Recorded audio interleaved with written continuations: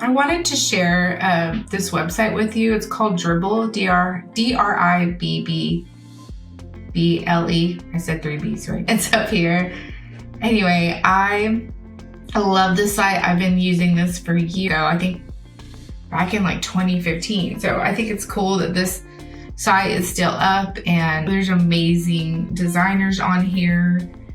Things that are trending, things that are, really popular right now in our design world. So this is a site that I use quite a bit when I just need inspiration. This one and Behance are pretty much my go-to sites that I like to just see what other designers are doing. Let's see. Let's look up some stuff. You can get an account and have like your own little profile and stuff. I think I have one, but I haven't used it in forever. So you can look up all kinds of stuff. You can do ads, product design, illustrations, anything that you're in or that you're just wanting inspiration on, typography. There's all kinds of things that designers share on this platform. It's really cool. So today I wanted to go over font pairing, and if I was this, what I would be looking for, getting some ideas of how I would want to font, to do pairing of font. I have some go-to things that I do that are just in my brain from designing editorial layouts.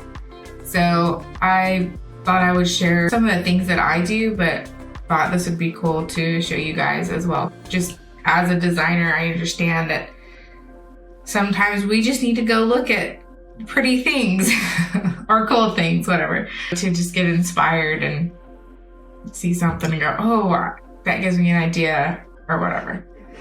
So there's that. I am going to work on creating just some quick font pairing for you guys. And so I'll share this link with y'all afterwards. But anywho, so I started one. I got this font off of Adobe Fonts, and I believe this font is off of Adobe too. If y'all need help with the fonts afterwards or have questions about the fonts I used, I can help guide you to where they are. But I'm really just going to kind of do like an exercise with you guys and just show you kind of like how my brain processes things. So for the first one that I did, it's very creative. To some, it might be a little hard to read. I like it, so I wanted to use it. So for me, the titles are always either big and bulky, the weight of the font's really heavy, or I'll use like a cursive, and I can show you maybe what I would pair with that. Because this font is so tall and long, I paired like a kind of like a shorter, stubbier font with it. So when I pair fonts, for me, it's contrast, right? It's like using a thick font and then a thin font, using a very wavy cursive font, and then using like a very just blocky font for the subtitle font. So let's look up let's use a cursive one. Let's see.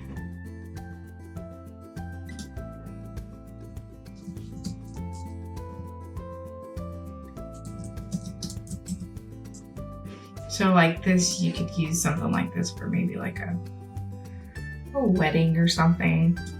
This font actually isn't too bad with it. So this font looks kind of nice with it, but let's see what else we can find. So I probably would, like with the cursive, I probably would try to find like a serif font.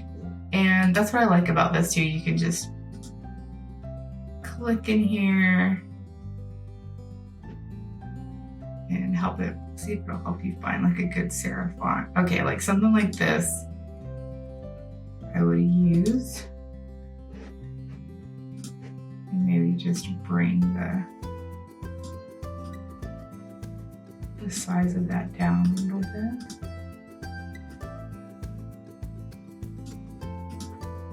So that's how I would pair that one. Let's see. And then vice versa too. You could do the top could be like a really thin type of font, and then you can have it paired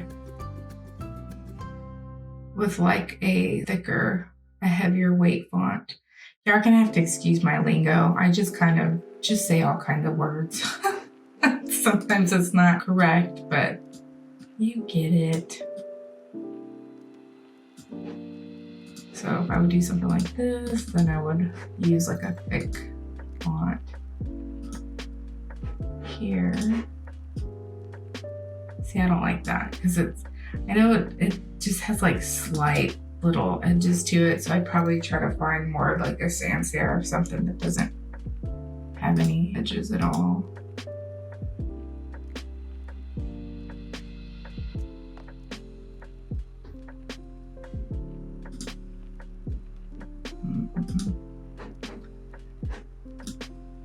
I was gonna say like something, just be careful, like if you're printing, not to use something this thin because it literally won't, I mean it's hairline, literally won't print. Let me see.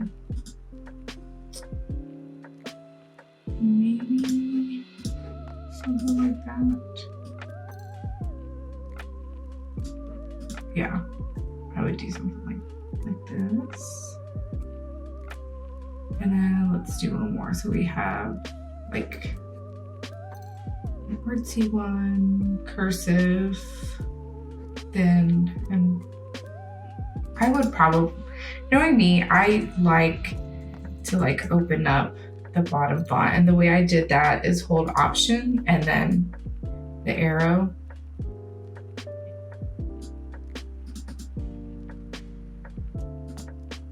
And this is on Photoshop. Yeah, see, I like that a lot better. I'd probably open this one up too.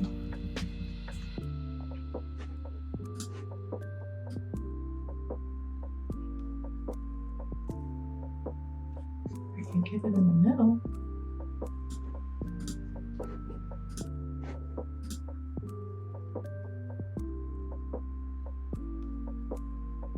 Yeah, I don't know. I feel like this needs to be smaller. Yeah. And I'd open it more.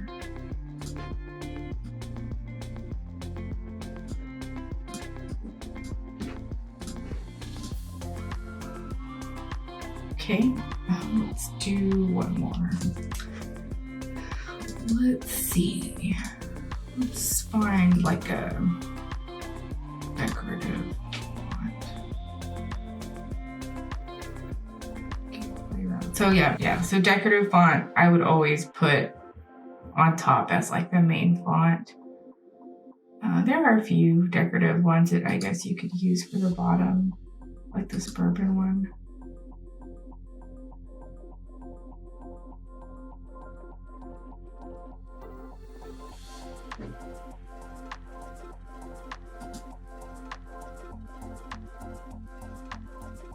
A very interesting one.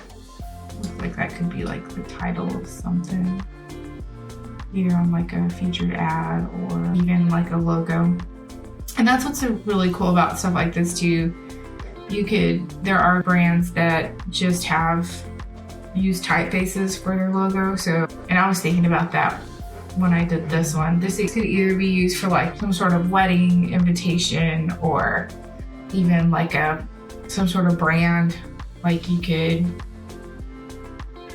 have the name of the brand here. Like if it was say it was like a hair shampoo or whatever, you know, that could go up here, and then you could have shampoo or whatever it is that you're doing. You know what I mean? So these could be used for titles of something or product names or even brands. I mean, I kind of like that there. That's kind of cool. But let's see what else we have that we could pair that with. Good Times, I believe they have this now on Adobe. Okay, yeah, so I'd probably do this Gravesend Sands with something like this. And then probably open it up a little bit. Which is your tracking. You can also come here. I've just done it by hand for so long, but it is under character and tracking.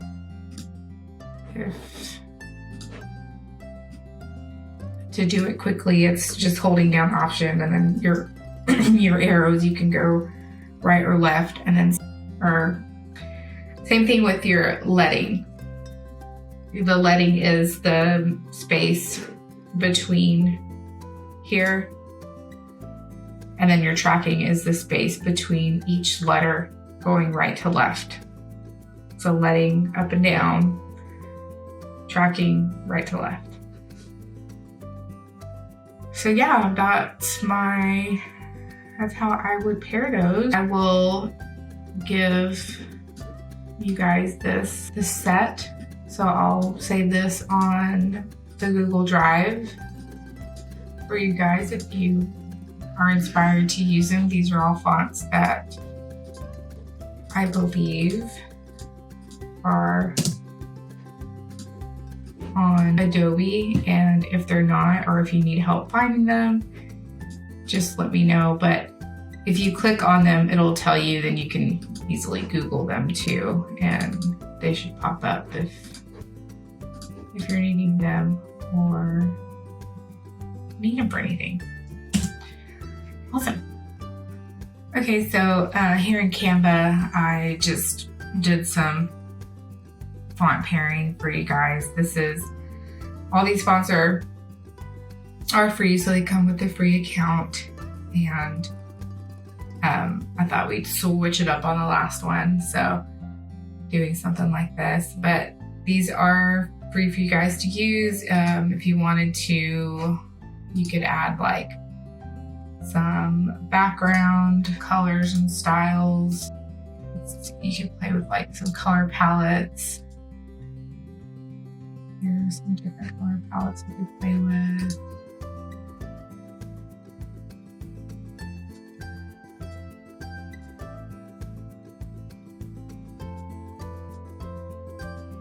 There you go.